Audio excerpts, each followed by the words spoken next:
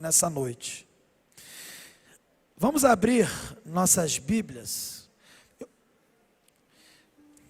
em Romanos, no capítulo 3, do verso 9 até o verso 20, e a gente tem também a leitura bíblica na tela, mas eu queria destacar primeiro o título do nosso sermão.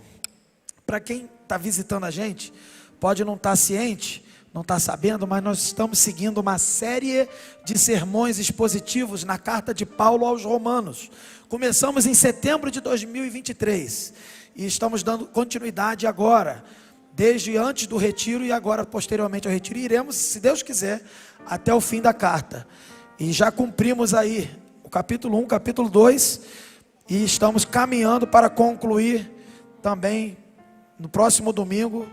Estaremos concluindo aí, chegando perto do final do capítulo 3. E o título do sermão, que diz que todos corrompidos, sem exceção, é o objetivo de Paulo, é um dos objetivos de Paulo, quando ele escreve a sua carta aos Romanos, nessa primeira parte. Eu vou falar já sobre isso, para os irmãos entenderem, se situarem e terem uma contextualização do que a gente está falando. Mas vamos ler o texto. Eu leio, os irmãos acompanham, por favor. O texto diz assim: que concluiremos então? Estamos em posição de vantagem? Não. Já demonstramos que tanto judeus quanto gentios estão debaixo do pecado. Como está escrito, não há nenhum justo, nenhum sequer.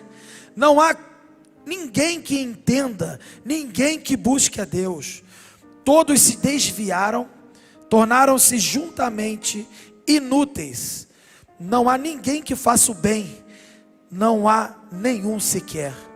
Suas gargantas são um túmulo aberto, com suas línguas enganam. Veneno de serpentes está em seus lábios. Suas bocas estão cheias de maldição e amargura. Seus pés são ágeis para derramar sangue. Ruína e desgraça marcam os seus caminhos, e não conhecem o caminho da paz. Aos seus olhos é inútil temer a Deus. Sabemos que tudo o que a lei diz, o diz àqueles que estão debaixo dela, para que toda a boca se cale e todo o mundo esteja sob o juízo de Deus.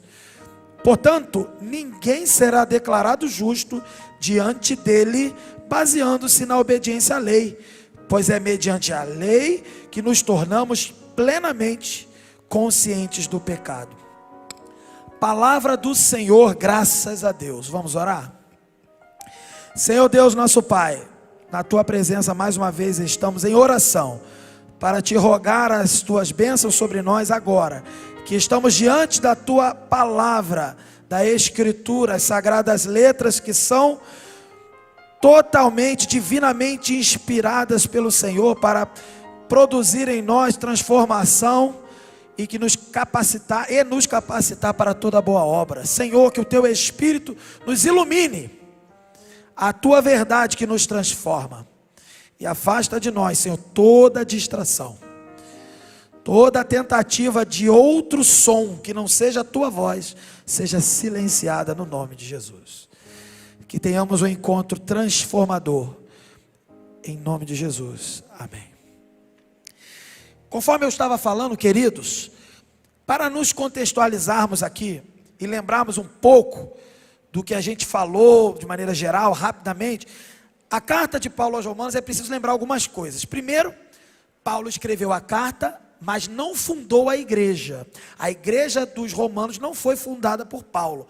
Paulo tinha o objetivo de ir até a igreja para constituir ali uma base missionária para ele poder viajar até a Espanha com o apoio da igreja de Roma e assim pregar o evangelho nesse lugar que ele ainda não tinha ido, que era a Espanha, onde havia necessidade. Então ele começa a sua carta falando algumas coisas. Por exemplo, ele fala que queria estar com os romanos, queria estar servindo com eles, ter um tempo com eles, orando com eles. Fala algumas coisas rapidamente para já quebrar alguns maus entendidos, algumas fofocas que estavam, boatos que estavam rolando sobre ele.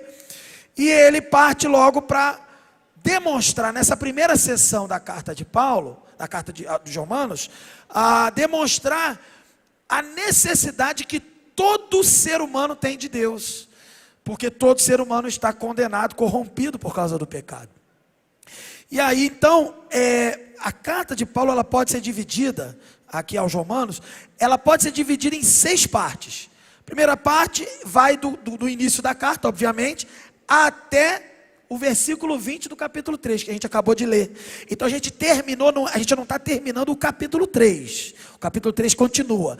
Mas a gente está terminando a primeira sessão, o primeiro grande assunto da carta. E esse primeiro grande assunto da carta é um assunto em que Paulo quer demonstrar que toda a humanidade está perdida, condenada. E por isso o título, todos corrompidos, sem exceção. E dentro dessa sessão, a gente vê que Paulo primeiro fala dos seres humanos de maneira geral, fala de pessoas isoladas que nunca receberam um pregador da palavra, e diz que até mesmo essas pessoas estão perdidas e condenadas pelos seus pecados, porque elas têm uma revelação de Deus que é suficiente não para salvá-las, mas para mostrar que existe Deus, e elas não se rendem a esse Deus. Então Paulo fala sobre isso. Depois, no capítulo 2 e o 3, que a gente está caminhando aqui, ele resolve agora falar para os judeus que batiam no peito, diziam que eram filhos de Abraão, diziam que eram circuncidados e que isso era suficiente, eles tinham um selo. É quase como alguns de hoje em dia, que dizem que foram nascidos e criados na igreja e por causa disso estão garantidos. Eu sempre falo isso, vou repetir aqui. Quem acha que porque tem berço, nasceu de um berço, sei lá, de gente crente, está garantido? Meu amigo, faz um teste, pega a carteirinha de membro da sua igreja, aí já vai dividir o grupo aqui, porque tem um grupo que vai falar, para a minha igreja nem carteirinha tem, então já está ruim. Se não tem carteirinha, não vai dar ruim, porque não vai te salvar mesmo.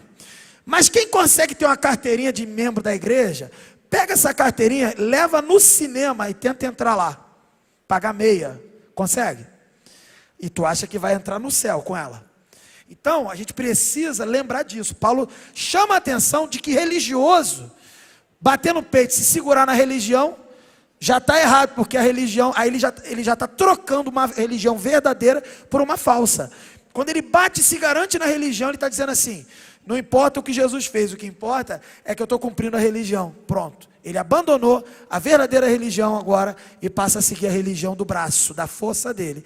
E a Bíblia diz que maldito é o homem que confia no homem, que confia na sua força. Então, Paulo começa então a mostrar, a partir do capítulo 2, para o judeu, que o judeu também não pode bater no peito, dizer que é filho de Deus, que tem a lei, que é filho de Abraão, que vai para o céu, porque não vai não. E aí Paulo demonstra isso, foi o que a gente conversou até aqui. E quando começa esse texto aqui, que vai terminar essa sessão, para depois iniciar as demais sessões, a gente vai ver Paulo aqui comentando coisas do tipo, como já demonstramos anteriormente, como já demonstramos acerca disso. Paulo está concluindo o seu raciocínio. E ele então, para não dizer que eu não falei, então a primeira sessão vai do capítulo 1 até o versículo 20 do capítulo 3, fala da condenação dos judeus e dos outros povos, os gentios. Essa é uma condenação universal, em todos os tempos, em todas as eras, todos nascem condenados. Aí vem a segunda sessão, que será pregada pelo seminarista Bruno, que inclusive está aqui entre nós. Ele vai abrir essa sessão, capítulo 3, verso 21, na próxima semana, no próximo culto jovem, na verdade, que é a justificação pelo pecado. Aí vai do capítulo 3, verso 21, até o capítulo 5, nós teremos várias séries de sermões agora sobre a justificação. O que Deus preparou para nós não ficarmos perdidos, continuarmos nesse estado de perdição. E depois no capítulo 6 a 8, vida dos justificados diante de Deus. Ou seja, se você é justificado, se você é de Deus, você tem que ter uma vida com Deus, de obediência. Depois no capítulo 9 até o capítulo 11 vai falar do papel da nação de Israel no contexto da redenção. Aí vai ter polêmica. O pessoal ficou falando aí que quem está certo, Israel, Palestina, não sei o quê. Entra um pouco nesse debate aí também. A gente vai falar mais à frente. Só caminhar com a gente. E quem quiser assistir os sermões anteriores, é só ver no canal da igreja, ou também no meu canal pessoal. Está tudo lá. Depois a gente vai ter, no capítulo 12 até o capítulo 15, como convivermos como crentes, como caminharmos juntos como crente, no contexto da igreja e fora da igreja. E depois a saudação final da carta de Paulo aos Romanos. Vamos lá então, para a gente avançar?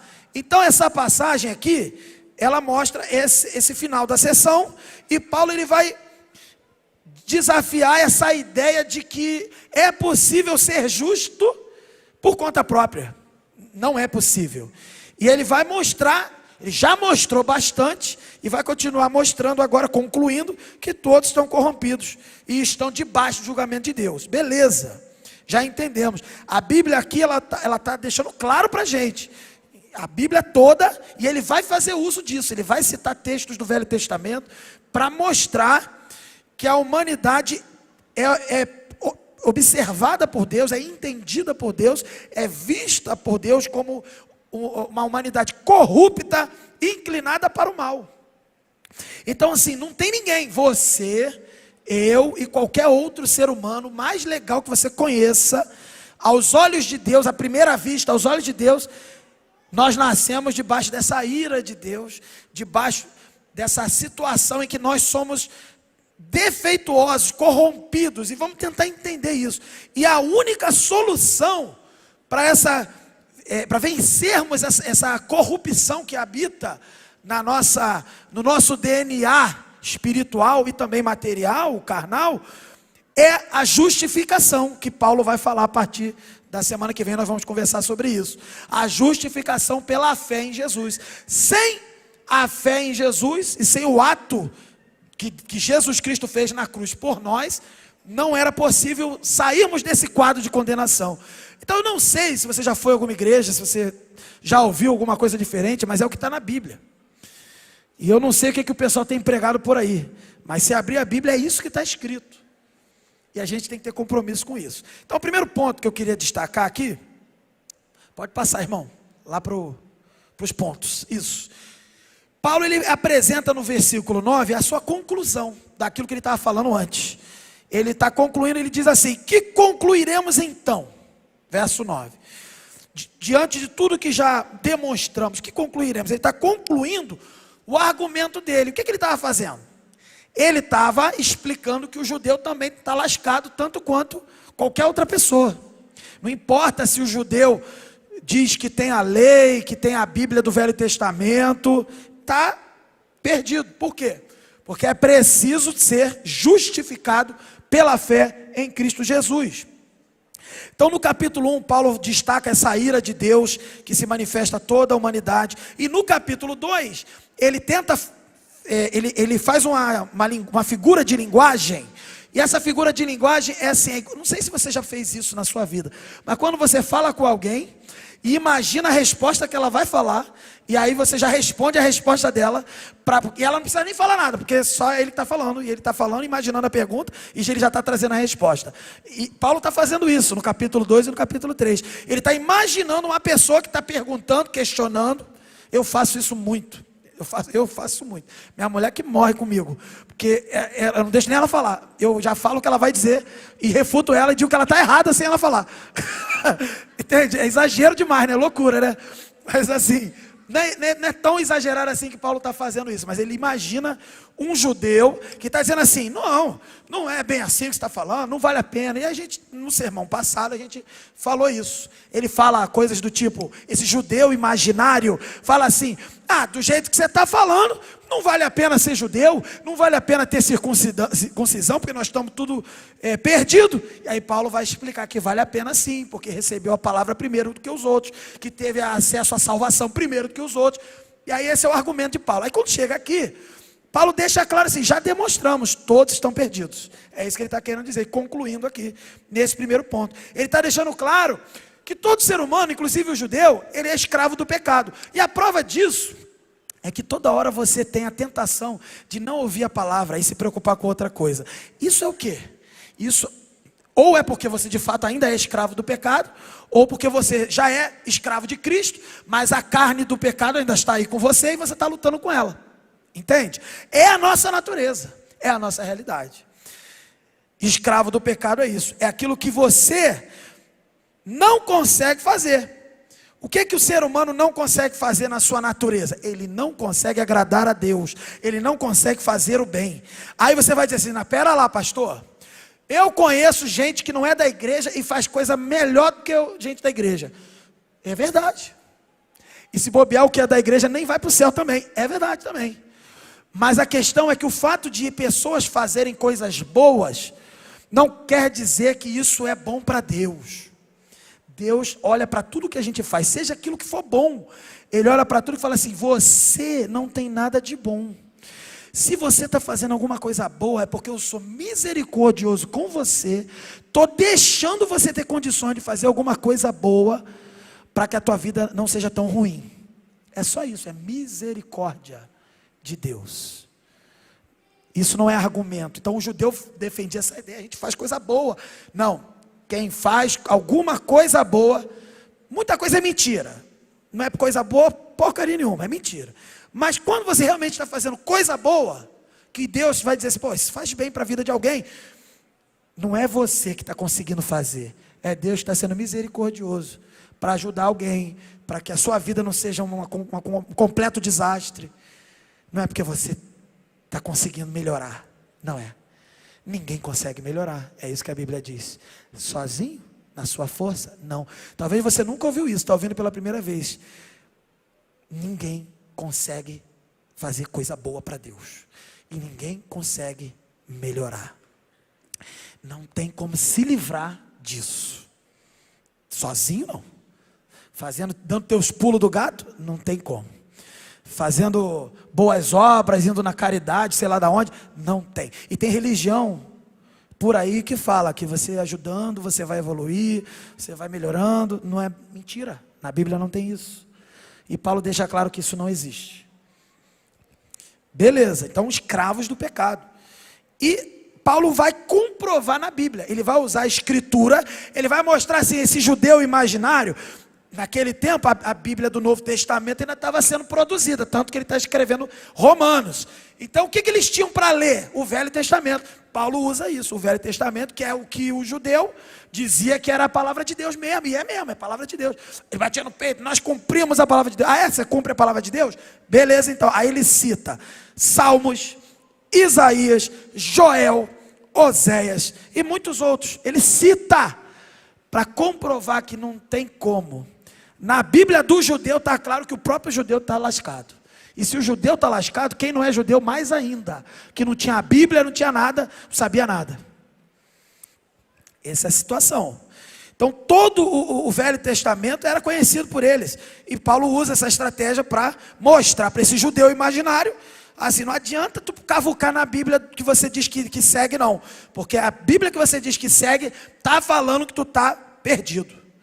O apóstolo, então, ele mostra que a Escritura diz que todos, inclusive os judeus, estão debaixo do pecado. Segundo ponto, a nossa relação com Deus. Quando Paulo sai desse versículo 9 aí, ele vai começar a citar, então, os textos do Velho Testamento. E as primeiras afirmações de Paulo, que é no verso 10 ao 12, ele vai usar o Velho Testamento para dizer assim, nós estamos com uma situação em relação a Deus complicada. E o judeu também. Lembrando que Paulo era judeu, né? Era judeu fariseu, um cara da lei, zeloso, que cumpria a lei, cumpria tanto que antes de ser de Jesus, ele matava quem era de Jesus, né? Perseguia quem era de Jesus.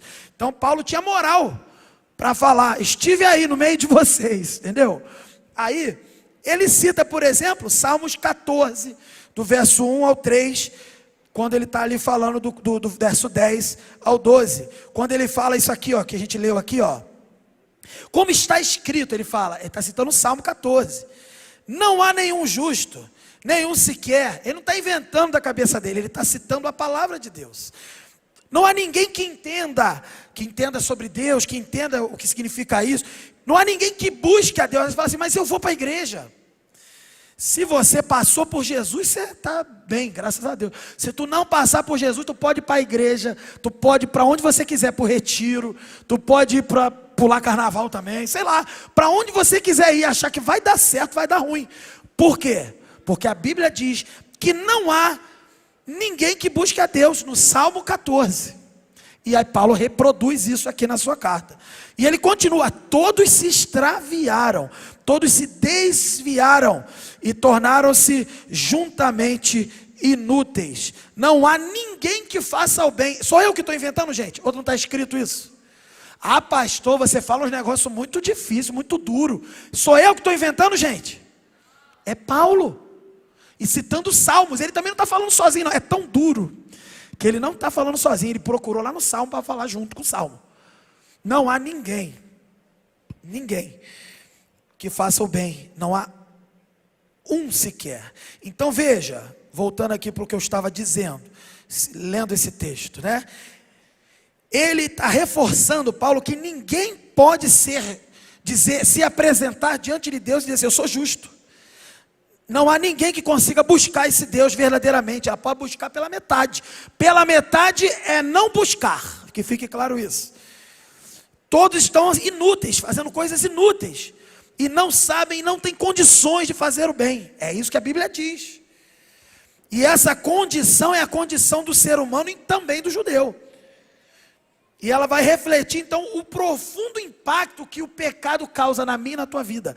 Meus irmãos, o pecado não é só, e quando eu falo só, é a gente quando está aí tentando minimizar as coisas que a gente faz de errado, né? Porque não é só mesmo não, é gravíssimo. O pecadinho que você faz é tão grave quanto o pecadão. Não tem como você, é só um negocinho errado que eu fiz. Não é. Esse negocinho errado que você fez reflete a sua natureza, a sua oposição contra Deus, natural. Mas eu nem sabia, mas é isso mesmo, não tem ninguém que entenda, está escrito, não tem ninguém que saiba, que consiga, que busque. As pessoas não entendem, mas nasceram, de certa forma, numa situação em que Deus teria nojo da gente, na sua pureza, na sua santidade.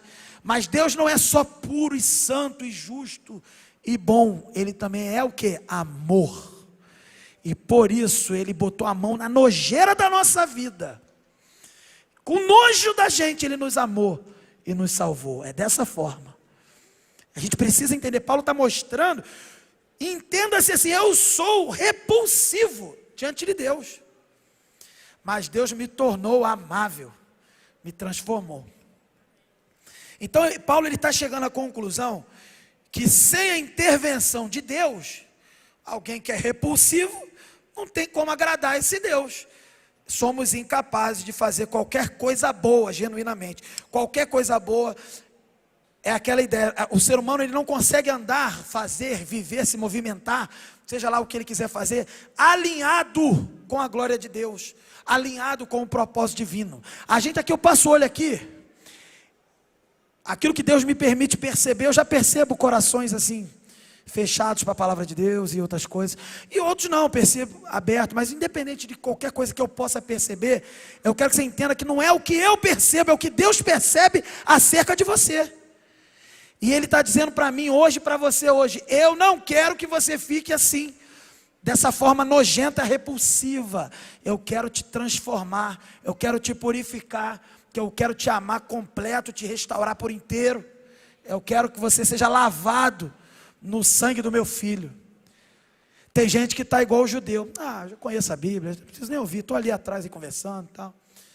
Vai nessa, meu amigo. Não vai não, me escuta não. Contém ironia, tá? Ironia, beleza? Então tá, vamos lá.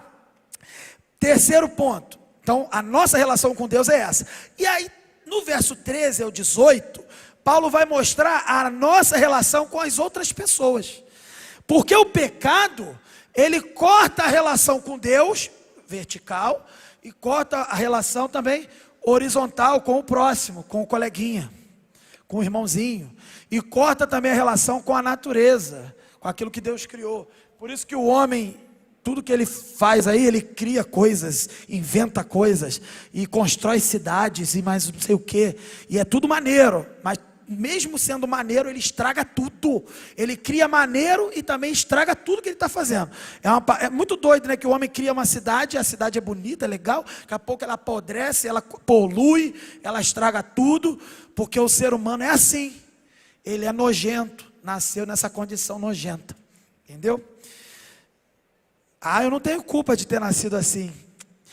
Você não tem culpa de ter nascido assim, mas você tem culpa de fazer o que você faz, que comprova que você nasceu assim. Entendeu? Esse é o problema. Ninguém é culpado porque nasceu.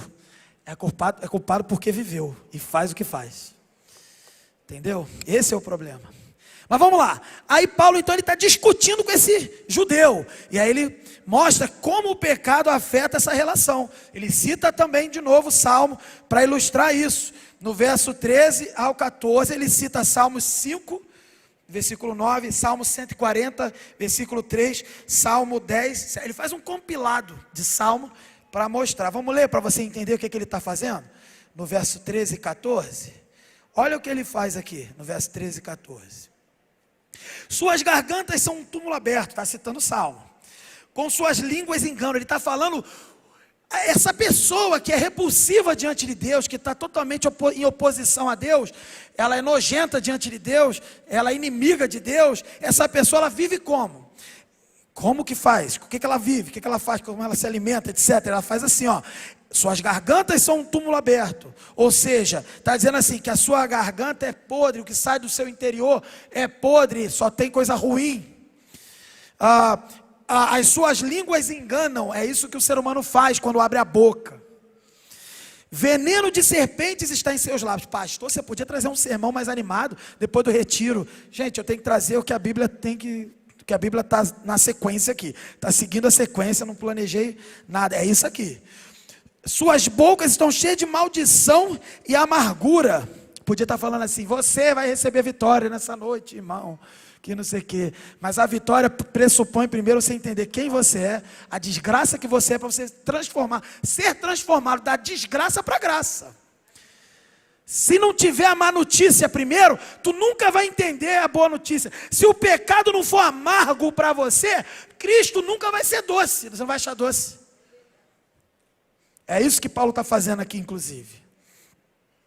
Porque o pecado é amargo para Deus. Tem que ser amargo para mim e para você.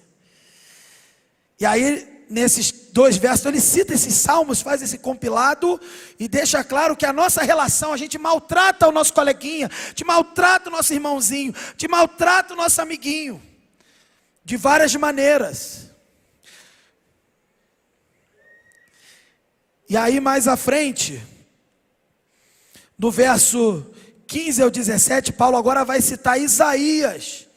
Ele vai deixar claro assim, o ser humano nessa condição, ele está pronto. Pronto para quê? Para cometer violência, para não agir com paz, porque ele não tem paz na vida dele e no seu caminho.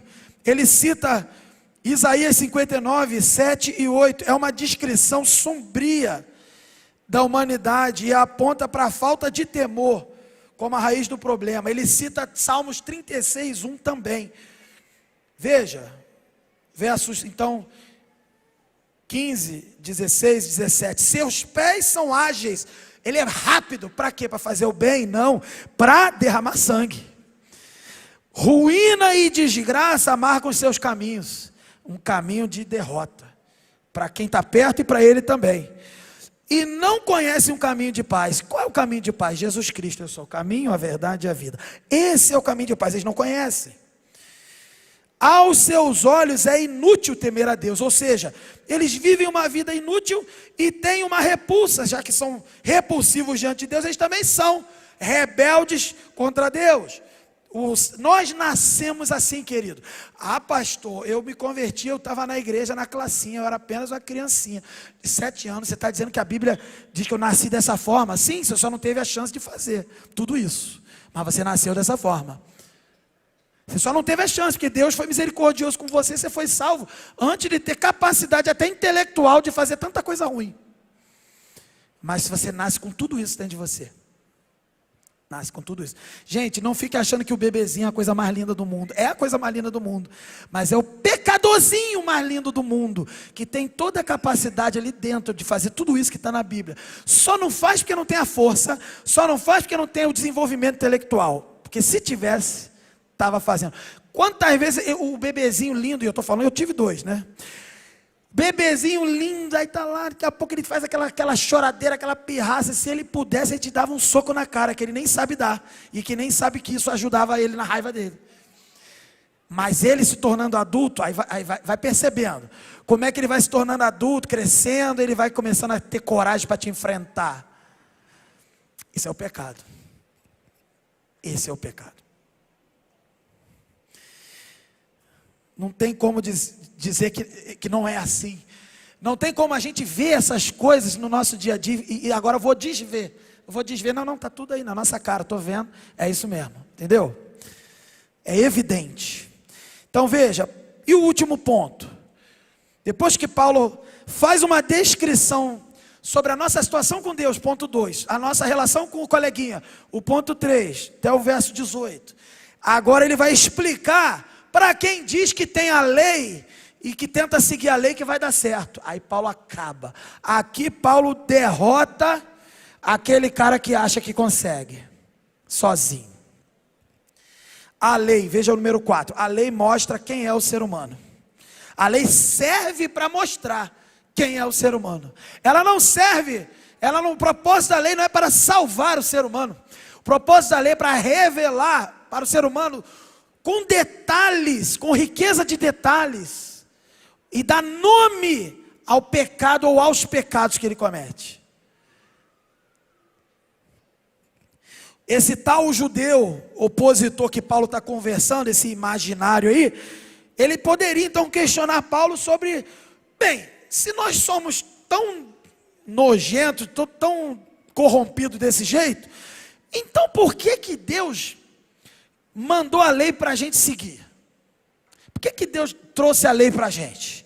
Por que Deus deu os 10 mandamentos, sabendo que o ser humano, inclusive os judeus que receberam esses 10 mandamentos, iam fracassar em cumprir? Para quê? Esse é o argumento. E ele mesmo responde, ele imagina essa pergunta e ele mesmo responde. Mas vamos primeiro lembrar, você sabe quais são os 10 mandamentos? É para seguir, tá? Só que tu não vai conseguir, mas é para seguir. É assim que funciona na revelação da palavra de Deus. É para seguir, mas tu não vai conseguir. Beleza? Mas quais são os 10 mandamentos, resumidamente? Não ter outros deuses, o Deus é o único Deus que você deve temer. Não fazer imagens de escultura para idolatria. Não usar o nome de Deus em vão. Guardar o sábado, ou seja, separar um dia para o Senhor. Honrar o pai, honrar a mãe, não matar, não cometer adultério, não roubar, furtar, não dar falso testemunho, não cobiçar. Onde está isso? Êxodo 23 até o 17, com detalhes você vê isso. E aí Paulo responde essa pergunta que ele mesmo imaginou que o judeu faria. A lei foi dada por 3 motivos, e ele vai dizer aqui. Primeiro motivo, ele fala no verso 19, para que toda a boca se cale. Gente, Paulo está nervoso nesse pedaço aqui. Pô, Paulo, brincadeira, hein? Paulo podia ser mais legal. Para que toda a boca se cale, e ponto. Paulo está frenético. E por que ele explica que toda a boca tem que se calar? Porque não tem jeito, todos estão debaixo da lei e são pecadores. Então a lei foi dada para isso, para colocar todos debaixo dela, sendo todos eles pecadores. Verso 19. E no verso 19 ele continua dizendo assim: para fazer com que todos se vejam como culpados diante de Deus, para mostrar assim, eu não consigo fazer isso aqui. Então eu só consigo me ver como culpado diante de Deus. É para isso mesmo. É isso. Então a segunda razão é isso. Não só para que toda a boca se cale, porque todos estão debaixo da lei e são pecadores. Segundo, para fazer com que todos se vejam culpados diante de Deus. Quando a lei formaliza e identifica os crimes, os pecados e dá nome. Tu faz isso, tu faz isso, tu faz isso. Entendeu? E o terceiro, para trazer o pleno conhecimento, ele pensa assim, de Deus, não, o pleno conhecimento do pecado. Para que fique claro, você tenha uma clareza de conhecimento do que é pecado. É para isso que a lei serve. Paulo está dizendo aqui. E aí por isso que ela nomeia as transgressões, tornando toda pessoa que tem acesso à lei, que é incapaz de cumprir. Se ela é incapaz de cumprir, ela descumpriu. Se ela descumpriu, recai sobre ela todas essas 3 razões aí: boca se cale porque é culpado, fazer com que todos vejam que são culpados diante de Deus, e trazer pleno conhecimento do pecado quando ela sabe cada nome do que ela faz. Tem gente que fala assim, fala para Deus o que você faz. Fala mesmo. Mas eu quero te avisar uma coisa, se você não falar, a lei está falando o que você faz. A lei já está falando para Deus o que você faz. Se você não falar e não confessar, a Bíblia manda confessar, inclusive, para buscar o perdão. Mas se você não falar, não se preocupe. Alguém vai falar. E sabe quem está falando? O próprio Deus, quando revelou a lei. Ali ele mesmo fala o que você está fazendo para ele mesmo. Mas não é para te salvar. É para deixar bem claro o que você está fazendo. Caramba, hein? Então a lei age como um espelho, é isso, pastor? É isso. Ela revela a nossa verdadeira condição, que é o título. Todos corrompidos sem exceção. É isso que a lei faz. Ele conclui ele dá o golpe de misericórdia. Agora sim, com a lei, a lei serve para isso. Não serve para você cumprir, porque ninguém consegue cumprir. Ela é um ideal de se cumprir. Ou seja, você deveria tentar cumprir. Mas quando você tenta cumprir, você descobre que não consegue cumprir. E você se desespera e fala, Deus, quem vai cumprir? Quem? Quem vai cumprir? Quem que cumpriu? Só uma pessoa, quem? Quem? Você sabe o nome, Jesus. É aí que entra Jesus. Para cumprir aquilo que Adão fez tudo errado no começo e você veio reproduzindo. Bem, entendemos o texto. É isso aqui o texto.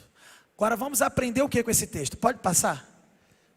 Primeiro, o ser humano não pode se transformar. Ele não pode mudar de uma pessoa inimiga, repulsiva diante de Deus, para uma pessoa que Deus agora, oh meu filho querido, eu te amo tanto, oh vem para os meus braços. Não, ele sozinho não consegue fazer.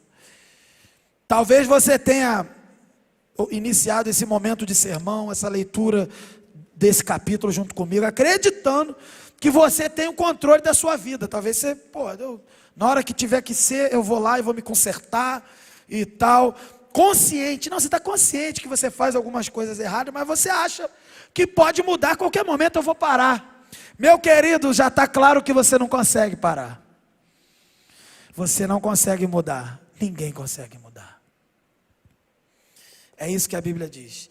A essa altura eu espero até que você tenha percebido isso, que não consegue mudar quando você bem entender quando você quer. Porque de fato você e eu nascemos numa escravidão das nossas vontades e que a Bíblia chama na lei de pecado e tem nome ali. Se Deus ele não interferir na minha vida e na tua vida, a gente ia ficar desse jeito. Para sempre. Você consegue perceber isso? Então, aprenda de uma vez por todas, o ser humano não pode se transformar sozinho. Segundo, só Deus pode transformar o ser humano. Ele não tem condição de se transformar. Então, diante desse quadro de morte que você e eu estamos vendo, que é o ser humano, morte espiritual, não espere mesmo que você vai mudar por conta própria. Você acabou de ver que o Evangelho mostra primeiro essa má notícia, um veredito da sua situação. Qual é o veredito? Que você e eu estamos condenados nessa realidade de sermos repulsivos aos olhos de Deus. E aí, o que você poderia ou deveria fazer, se só Ele pode mudar a sua vida, não é dizer para Deus, Deus, chá comigo, eu vou cumprir os 10 mandamentos. Faz isso não. Chá contigo nada não. Você faz a seguinte oração: Deus, é verdade, esse é o meu retrato. A lei fez o raio-x na minha vida, mostrou quem eu sou. Ela só mostra, a lei é o exame, e no exame mostrou qual é a minha doença. A lei não me cura, a lei não é remédio, a lei só mostra como eu estou. Deus, é verdade, esse é o meu retrato, eu sou assim, tem misericórdia de mim, e me liberta dessa escravidão e dessa condenação. Quem já fez essa oração na vida? Quem de fato entendeu que era escravo dessa forma? E passou a pedir para ser escravo de Deus, que é um Senhor bondoso e amoroso, que cuida da sua vida melhor do que você. Por isso que Ele será o seu Senhor e o comandante da sua vida. Quem já orou dessa forma? Eu às vezes, quando eu me pego lendo a palavra de Deus e olho para as igrejas, para aquela febre de conversão, vai lá na frente, chora, sai meleca, aquele negócio, chora lá na frente. Não tem problema nenhum com ir lá na frente. Meu problema é como é que volta dali. Que chega bonitão, chora que todo mundo chora junto, não tem problema nenhum, vamos chorar, vamos chorar. Agora vai voltar como? Eu fui lá na frente, você entendeu que você é pecador, não pode se transformar sozinho, e que só Jesus, só Deus pode intervir na sua vida. Senhor, eu sou escravo do pecado, eu preciso de uma intervenção sua. Terceiro ponto, o que a gente aprende? Olha aí, não caia na ilusão, não é bem assim. Tem uma galera que é o crente mais ou menos. Não é bem assim, pastor, porque, veja bem, talvez você, né, pastor, você tem que ver que isso é muito radical, né? Aí o cara é todo cheio de meio termo, assim, vamos mais ou menos aí, pô. Talvez você esteja pensando assim, tem a tendência de minimizar a situação. Não, eu lembro até hoje, cara, a gente era adolescente, a Raquel vai lembrar já que eu vou falar. A gente era adolescente aqui, aí a gente foi cantar aquela música do Diante do Trono, Coração Igual ao Teu. Lembra disso? Alguém lembra dessa música? Se tu olhares, Senhor, pra dentro de mim. Pode até preparar. Pablo sabe tocar essa música, Pablo? Já vai preparando aí, então é Fá maior, depois muda para Sol, deixa aí no esquema. Senhor, para dentro de mim. Aí como é que é a frase que vem depois? Nada encontrará de bom. Aí você sabe o que pediram para fazer aqui, na minha época de adolescente? Veja bem, alguma coisa de bom a gente tem, porque Deus criou a gente. Vamos mudar a letra? Pouco encontrarás de bom. É isso que Paulo falou aqui? Não há um que busque a Deus. Não, mas a gente tem alguma coisa de bom. Tem, você foi feito à imagem e semelhança de Deus. Mas se você não mudar a sua vida diante de Deus, quando entregar a sua vida para Ele, tu vai para o inferno inteiro, com a imagem de Deus junto. Nada encontrarás de bom, é a letra certa. Essa é a grande ilusão, pastor. Agora eu estou meio susto, você deu um grito aí. Essa é a grande ilusão. Não é bem assim, é bem assim. Se você é desse meio termo aí, não, tem alguma coisa. Não, porque meu filho trabalha na igreja. Não, porque meu filho serve. O diabo também serve, está trabalhando pra caramba. Servir, tem que saber a quem. Porque o fato de estar aqui não quer dizer que está servindo a Deus. Você pode estar servindo ao seu interesse, você pode estar servindo ao seu projeto pessoal, você pode estar servindo para receber aplauso de alguém. Nós fomos chamados para servir a Deus. Não caia nessa ilusão. A Bíblia é clara e mostra que tudo que é bom, se tem algo de bom na tua vida, é de Deus. E se Ele falou que antes de passar por Ele, você não tem nada de bom, é porque não tem, porque Ele é o dono de todo o bem, e de tudo que é bom é dEle. Mas Ele hoje, nessa noite, coloca o que é bom na sua vida. Jesus. Quarto ponto, que fica claro aqui, Deus é justo e pune pecadores. Tem gente que fala assim, ó, pode ser, né, pastor, que de repente, eu acredito que Deus não vai fazer tanta gente sofrer assim. Não. Deus não vai fazer tanta gente sofrer. As pessoas já estão condenadas. Já disse João 3, versículo 17. O próprio Jesus falou: quem crê no Filho de Deus será salvo. Quem não crê já está condenado. Pastor, você quer que eu me converta pelo medo? Não, eu quero que você se converta pela palavra, pela ação do Espírito Santo. E se no Espírito Santo houve temor, é temor santo de Deus, que vai ser transformado em ressurreição na sua vida. E último ponto, e o mais importante para mim e para você: Deus se importa com a nossa situação. Algumas pessoas podem pensar, eu não acho que Deus se importe conosco, Ele está lá em cima no céu, ocupado. Ele não se importa, Ele não vai nem punir e não vai nem salvar. É igual aquele negócio aí que vocês falaram, quem não vai nem perder nem ganhar, vai todo mundo perder. Deus não está nem aí, Deus está bem aí, Deus está bem aqui. Deus é o Emanuel, o Deus conosco, Jesus Cristo, o verbo que se fez carne, o Deus transcendente, que está totalmente fora da criação, porque é criador, totalmente fora do tempo, porque é eterno, mas Ele se colocou no tempo, e nasceu de uma mulher chamada Maria, e assumiu a forma de homem. DNA humano para dizer: eu me importo com você ao ponto de ser homem também.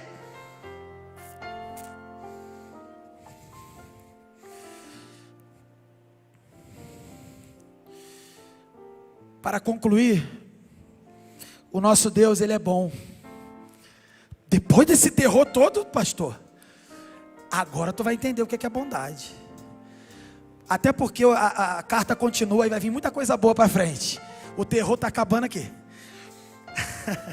O nosso Deus é bom. É compassivo, queridos. Ele tem compaixão por você. Ele não parou no capítulo 3 de Romanos. Ele continuou, capítulo 4, justificação pela fé, santificação, glorificação, esperança, que é a certeza. Ele tem prazer em perdoar. O Deus que condena porque não pode se negar, ou seja, Ele é justo, Ele tem que condenar. Está errado e vai condenar. Mas Ele também tem prazer em perdoar. E Ele bolou um plano. Ele já preparou esse plano para revelar-se para mim, para você, desde a fundação do mundo. Ele criou toda uma história maravilhosa, sabendo que você ia se lascar mesmo, mas para apresentar quem Ele é. Eu sou um Deus que pune quem não quer ficar comigo, mas eu sou um Deus que prepara um escape, uma solução perfeita para quem se rende. Deus tem prazer em perdoar corações. Ele não rejeita quem está contrito, quem está agora nesse momento se abatendo, abatido até de temor e pavor pelo que ouviu. Se você está assim, essa palavra penetrou no seu coração. Eu quero dizer para você, os muros foram quebrados nessa noite, na sua vida. Agora é só você se derramar e entregar-se a Jesus. Ele vai te receber, porque agora você está quebrado, humilhado, quebrantado, convicto, arrependido. Ele te recebe, Ele tem prazer. Se você fizer isso agora, eu não sei se tu é da igreja, se não é, se já foi a vida inteira da igreja, não importa. Ah, mas eu já sou até pastor, não estou nem aí. A salvação é agora. O conserto com Deus é agora. A santificação, a cura dos pecados é agora. Se você é de Deus, conserte a sua vida. Se você ainda não é de Deus, seja de Deus hoje. Entregue-se. Que o Senhor possa, nessa noite, aplicar a sua palavra ao nosso coração a cada dia. Que a gente possa aprender a viver somente pela graça, nunca pela nossa força. Vai dar ruim. Graça de Deus, por meio da fé em quem? Em Jesus Cristo, o nosso Senhor. Vamos cantar essa canção velhinha, num culto de jovem? Vamos cantar? Vamos ficar de pé? Deus falou com você? Vamos cantar?